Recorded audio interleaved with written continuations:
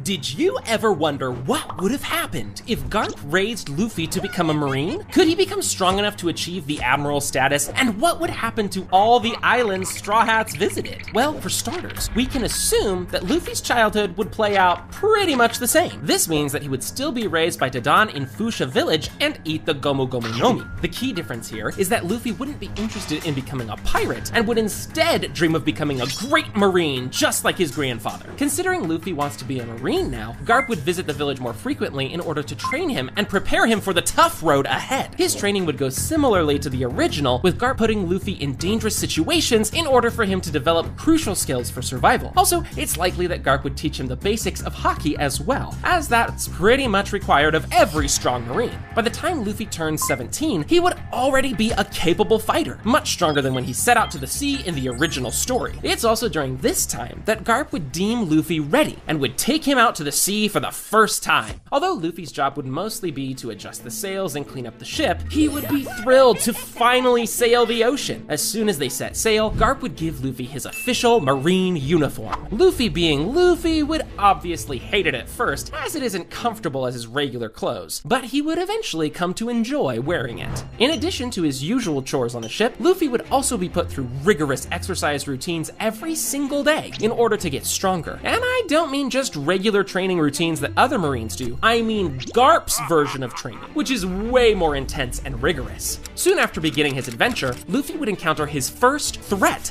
Alvida. I imagine Garp wouldn't want to wake up from his nap in order to fight such a weak pirate, so he would just tell Luffy to handle her himself and to leave him alone. This would be the first time Marine Luffy would showcase everything he has learned and swiftly knock out the pirate with one devastating punch. After he takes Alvida out, Luffy would notice a cabin boy hiding under the desk. They'd bond over their shared experiences as cabin boys, and Luffy would ask Kobe to join their Marine squad. Although Garp wouldn't be too happy about it, he would see something in Kobe and would decide to let him tag along. After boarding Garp's ship, the crew would make its way to Shellstown to drop off their prisoners and have a chat with the captain in charge of the area. Once they get there, they would see a man tied to a post waiting to get executed. After they learn about Zoro and why he is tied there, Luffy would urge Garp to do something about it. Considering Garp is the Vice Admiral, Captain Morgan would have to obey his orders and immediately release Zoro. Now, although it would be great to imagine how Zoro may join the Marines at this moment and fight alongside Luffy, I don't think that's realistic. What is realistic, though, is you hitting that subscribe button, which would really help the channel out. Thanks. Anyway, Zoro is a pirate hunter and has no interest in serving the government. This is why he would most likely just leave the base and continue his business as usual in the East Blue. Continuing their journey, the group would most likely come across Orangetown and help the local population get rid of the Bucky pirates. Luffy might even meet Nami here for a brief moment, although they wouldn't really pay attention to each other. The next destination in the original story was Syrup Village. However, in this scenario, Luffy has no real reason to go there. Considering nobody knows about Captain Kuro being alive, it's likely that the crew would just skip this island, leaving Usopp to fend for himself and most likely die protecting Kaya. Okay, that's unfortunate. But what about Sanji? What would happen to him? Well, although Luffy, Kobe, and Garp have no real reason to stop at Barati either, it'll actually turn out good for Sanji, considering that Mihawk would soon be arriving to dispatch of Krieg pirates. It won't be long before the crew finally arrives at Loguetown. Here, Garp would use the opportunity to catch up with Smoker, while Luffy and Kobe would get a chance to meet another great Marine worth respecting. Now from here on, there wouldn't be much for Luffy and Kobe to do, so it's most likely that Garp would take them to Marineford in order to train and get stronger. During their time at Marineford, both Luffy and Kobe would significantly improve their skills, learning Rokushiki, a special martial arts style utilized by CP9 members. It's also during this time that they would meet many strong Marines. With some of them, they would become great friends, but with some of them, well, let's just say they wouldn't get along very well. Anyways, after some time, Aokiji would inform Garp about Crocodile and how they need to do something about him as he is completely out of control. Remember, the Marines already planned on capturing Crocodile in the original story. It's just that Luffy defeated him first, so they didn't have to act. This is why we can assume that in this version, Marines would send a special team to Alabasta in order to finally dispose of him. Garp would see this as a perfect opportunity for Luffy and Kobe to test their skills and would send them to Alabasta along with Smoker and Hina. After arriving on the island, the group would confront Crocodile directly at his casino. Although Crocodile wouldn't go down without a fight, Luffy is far stronger in this version of the story and even knows Haki. This is why I believe that taking down Crocodile would pose no real problem to him and he'd easily capture him. Later, the group would work with Princess Vivi and King Cobra to find and apprehend the rest of Baroque Works members and stop the civil war within the country. Along the way, they would also capture Nico Robin, a criminal wanted by the government ever since she was a kid. Although Luffy is a Marine now and has a duty to capture criminals, after listening to Robin's story and learning that she is not actually a bad person, Luffy would have a change of heart and let her escape. Smoker would know that Luffy let her escape on purpose, but would decide to let it slide, as he knows Luffy had the best intentions in his heart. News of Crocodile's defeat and Luffy's role in it would quickly spread to the higher-ups, and he would soon get promoted to captain. After returning to Marineford, Garp would be proud of Luffy's achievements and would even introduce him to his friend, the Fleet Admiral Sengoku. From here on, we can assume that Luffy would be sent on various missions for the world government, mostly commanding small teams of Marines in order to protect certain islands or capture pirates.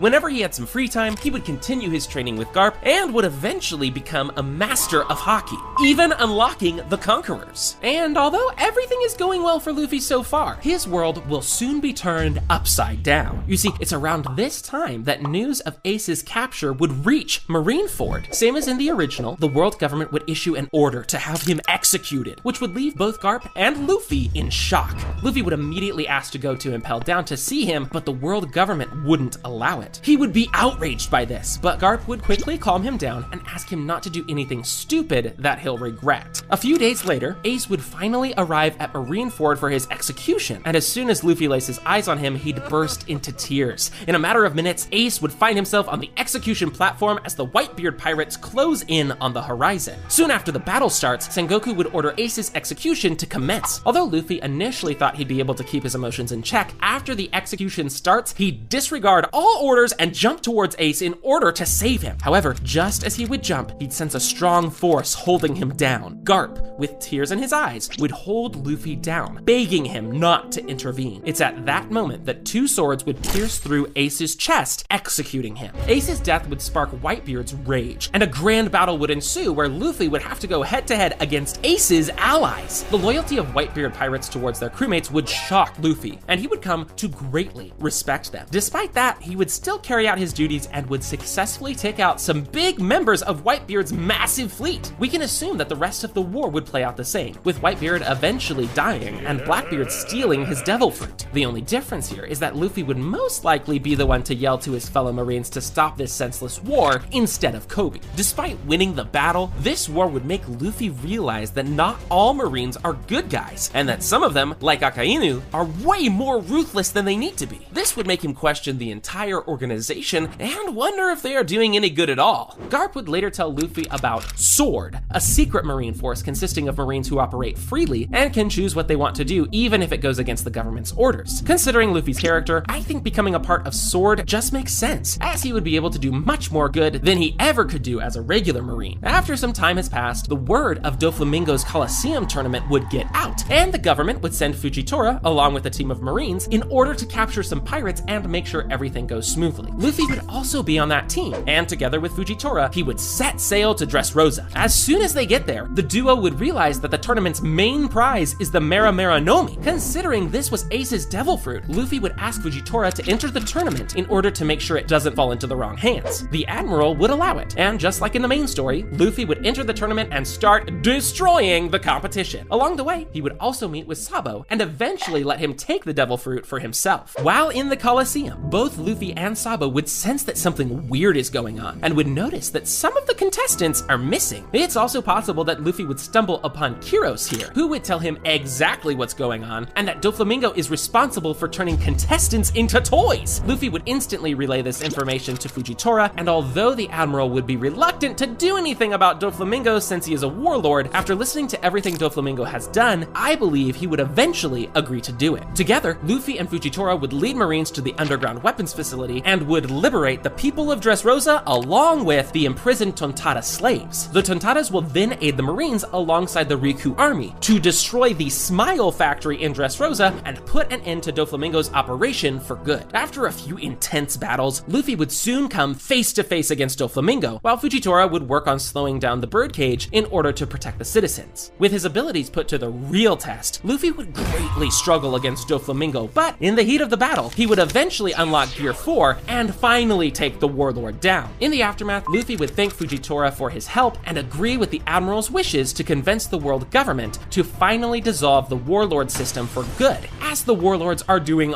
way more harm than good. While investigating Doflamingo's businesses, Marines would find evidence of illegal experiments being conducted on Punk Hazard and would immediately inform Luffy and Fujitora about it. Parting ways with Fujitora, Luffy and the big team of Marines would set sail for Punk Hazard and eventually uncover the secret lab run by Caesar Clown. After confronting Caesar, Luffy would eventually defeat him and shut down the experiments. He would also rescue the gigantified children and accompany them to the nearest Marine base. After capturing both Doflamingo and Caesar, Luffy would return to Marineford as a hero. Even the world government higher-ups would acknowledge his achievements and promote him to Vice Admiral. Back at the base, Garp would ask Luffy to go to Fishman Island with him in order to convince his old friend Neptune to take part in this year's reverie. Once they arrive at Fishman Island, they would learn about a coup Hody Jones is planning. But let's be honest, this guy was a pushover even in the main story, and considering Luffy is a seasoned Marine now, he'd wipe the floor with him. To thank him for his protection, the royal family would ask Luffy to be their guest in the royal palace, and he would stay there until the reverie.